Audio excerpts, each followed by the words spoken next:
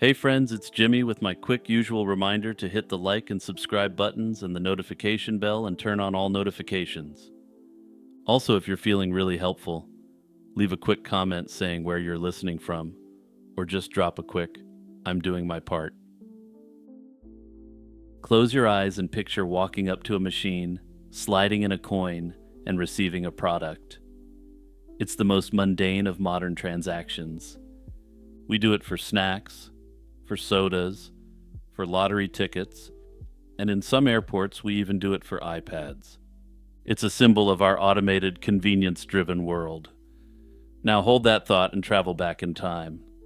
Not 50 years, not 100. Try 2000.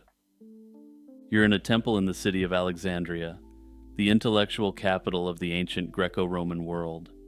You approach a gleaming metal vessel, drop a coin into a slot, and a moment later, a precisely measured portion of holy water flows out for your ritual cleaning. This isn't science fiction, and it's not a historical fantasy. This device was real. It's the first known automatic vending machine, and we have the blueprints. Its existence, documented in the 1st century AD, throws a fascinating wrench into our neat linear ideas of technological progress. The machine's creator was no lone, forgotten genius. He was hero of Alexandria, the Leonardo da Vinci of his time. Pinning down his exact dates is tricky, as almost nothing is known of his personal life. But scholars, citing his work's reference to a lunar eclipse, have confidently placed his most active period in the mid-1st century AD, flourishing in Roman Egypt. Hero was a premier mathematician, physicist, and engineer. He was a professor at the legendary Museum of Alexandria, the research institution that housed the Great Library. He was, in essence, a top-tier academic at the ancient world's most advanced research university, to use slightly anachronistic language. We know him as the greatest experimentalist of antiquity. His surviving works, many preserved only through Arabic translations after the library's destruction, show an astonishing range.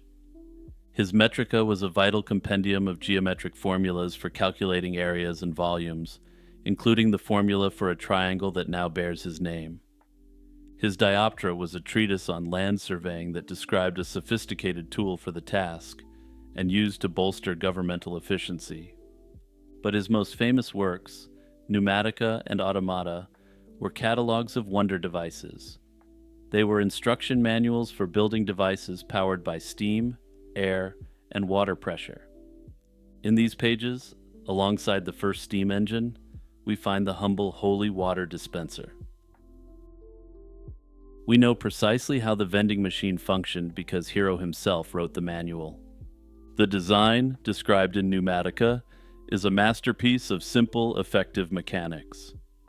A worshipper would approach what Hero called a sacrificial vessel. They would insert a coin, his text specified a 5 drachma coin, into a small slot at the top. This is where the magic happens. Inside the locked box, the coin fell onto a small pan or tray.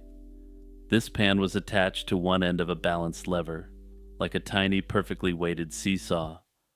The weight of the coin would tip the pan side down. This, in turn, pulled the other end of the lever up.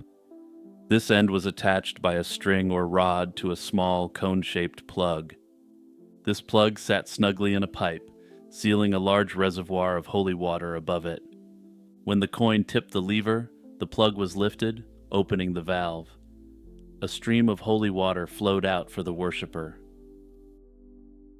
But the true genius of the device was its self-regulation. The lever didn't just stay open. As it tilted, the pan lowered until it was at such an angle that the coin slid off. The moment the weight was gone, a counterweight snapped the lever back into its starting position. The plug reseated, the valve closed, and the flow of water stopped.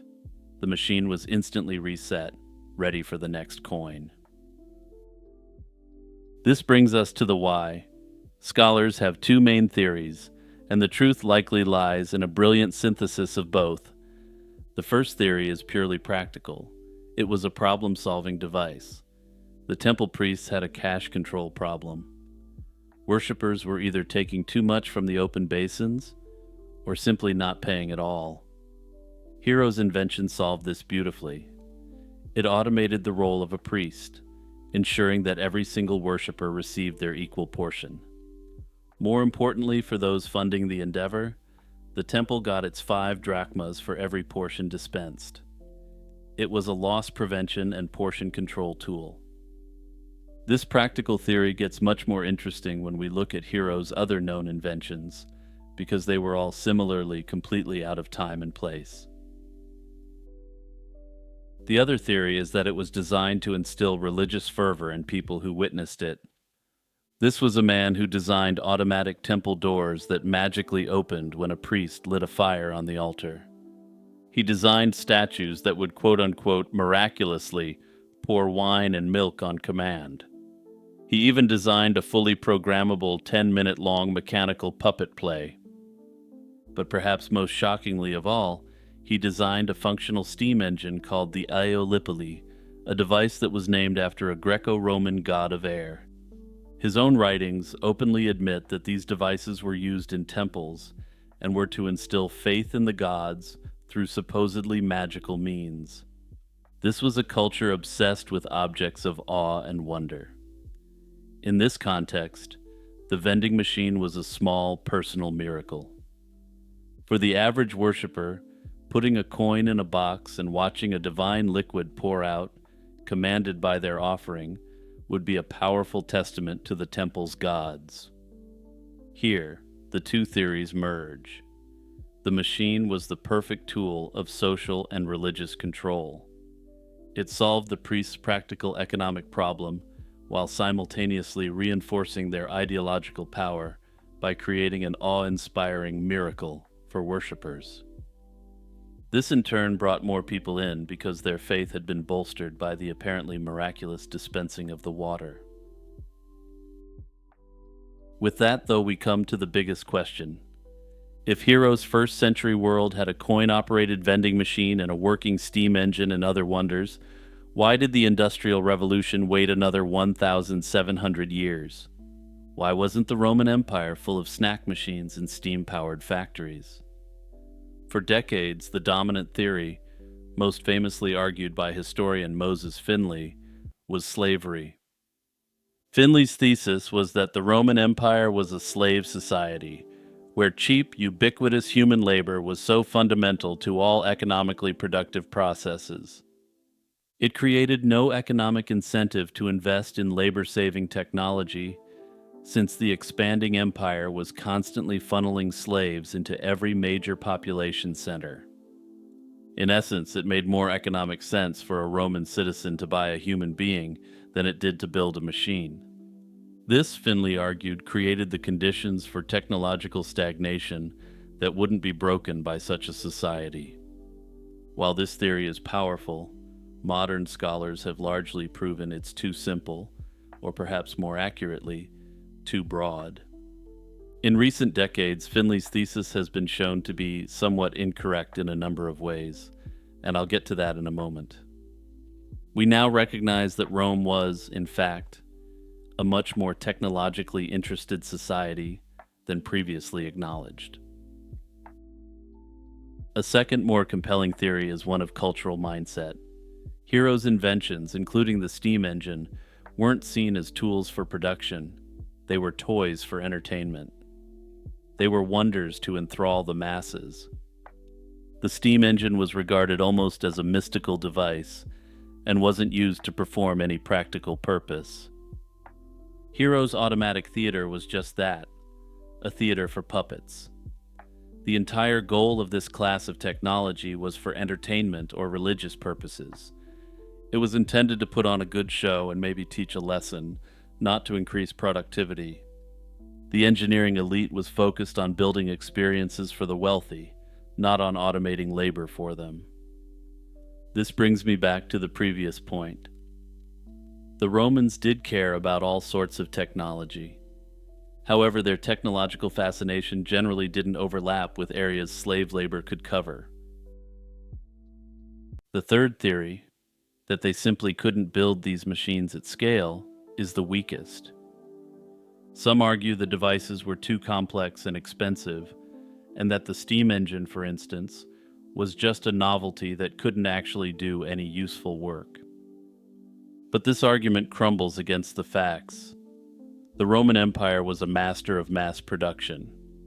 Archaeological evidence shows the mass production of tablewares, glass, nails, iron tools, and textiles in massive quantities. For instance, the Romans had massive manufactories that were capable of producing standardized pottery in amounts that wouldn't be seen again for thousands of years. And the 2nd century BC Antikythera mechanism, an astronomical computer, proves they had the skill for mind-bogglingly precise metal gearing. The truth, then, isn't that one of these theories is right. It's that the industrial spark failed because all three factors were misaligned. The Romans had the technical skill for mass production, but they lacked the cultural mindset and the economic incentive to apply that skill to automation. They mass-produced pots, not vending machines, because there was a mass market for pots. A vending machine, on the other hand, was a high-craft, high-cost novelty for a single specific purpose. A steam engine, on the other hand, could have sparked a massive increase in productivity, but the constant flow of captives made the initial investment simply not worth it. Human beings, after all, have trouble understanding nonlinear growth patterns. Hero was, in essence, an ancient Greco-Roman Da Vinci, a mind centuries ahead of his world. He blended mathematics, engineering, and showmanship into creations that pushed the limits of imagination. His machines were visionary, hinting at a future his own civilization never realized.